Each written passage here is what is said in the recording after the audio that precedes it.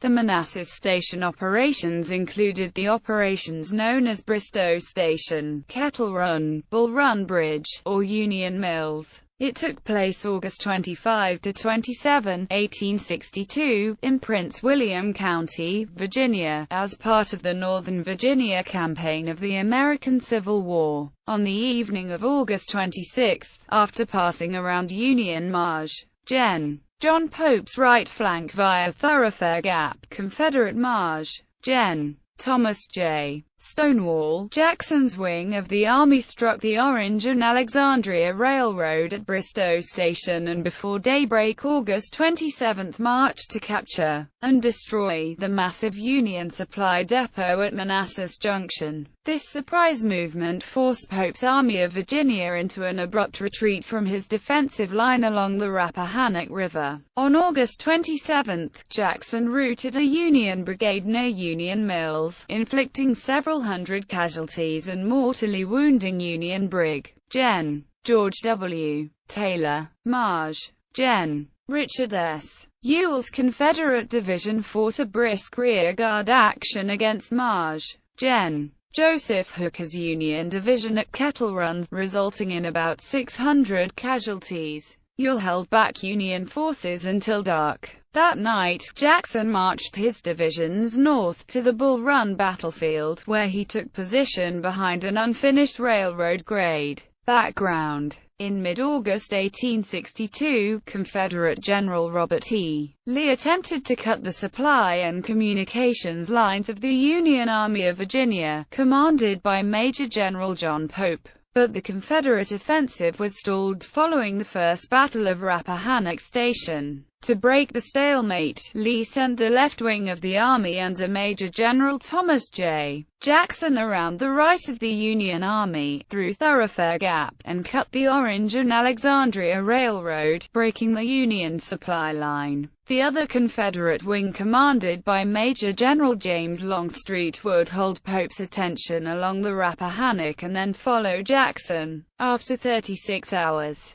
Jackson started his march at 3 a.m. On August 25, Jackson's movement was observed by the Union Army about 9 a.m., but Pope thought Jackson was marching to the Shenandoah Valley. Consequently, he turned his attention to Longstreet's wing, which was demonstrating along the Rappahannock River during the day. Pope's orders throughout the day were contradictory and the Union Army was unable to mount an attack across the river as Pope intended. When Union cavalry spotted Jackson coming through Thoroughfare Gap, Pope pulled his forces back from the river and attempted to locate Jackson's force. Operations at Manassas Station. Jackson reached Bristow Station on the Orange and Alexandria Railroad during the afternoon of the 26th. Where his troops proceeded to wreck 2 trains and tear up several miles of tracks. When he learned that there was a Union supply depot at Manassas Junction several miles to the northeast, Jackson detached the brigade of Isaac R. Trimble along with cavalry support to capture the junction. After a night march, Trimble launched an attack which overran the small Union garrison, capturing over 300 prisoners and 8 cannons, at the loss of 4 men. After receiving word of the Confederate attack on Manassas Junction during the night, Pope tried to launch several Union columns against Jackson's wing in order to surround the Confederates. He started the Army of Virginia marching northeast towards Manassas and ordered detachments from the Union forces in Washington to move by railroad westward to Manassas.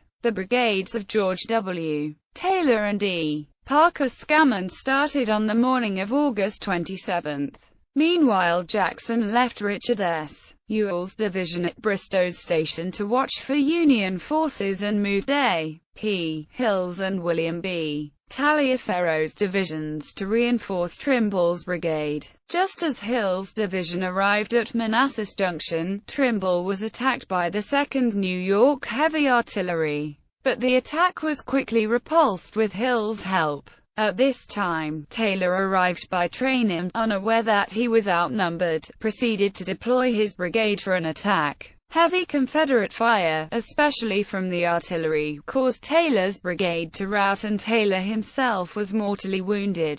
Scammond's 2 regiments arrived and served as a rearguard to cover the Union retreat. Union losses totaled nearly 450, while the Confederates lost only 25 men. To the west, Ewell deployed his division along Kettle Run to serve as protection for Jackson's rear against Pope's forces. Joseph Hooker's division of the Union 3rd Corps first encountered Ewell's skirmishes about 2:30 p.m. Ewell was able to hold his position for over an hour, but Hooker then brought up his own artillery and tried to outflank the Confederate line. Shortly after 4 p.m., Ewell received orders from Jackson to retreat to Manassas Junction and successfully disengaged. Hooker was unable to pursue due to the bridge across Broad Run to the north, which was burned. Ewell lost less than 150 men in the fight, while Hooker lost 400 men. Aftermath. Now aware that Pope was nearby, Jackson decided to move north to the scene of the First Battle of Bull Run, where he could link up with Longstreet or retreat further north towards Aldie as circumstances dictated.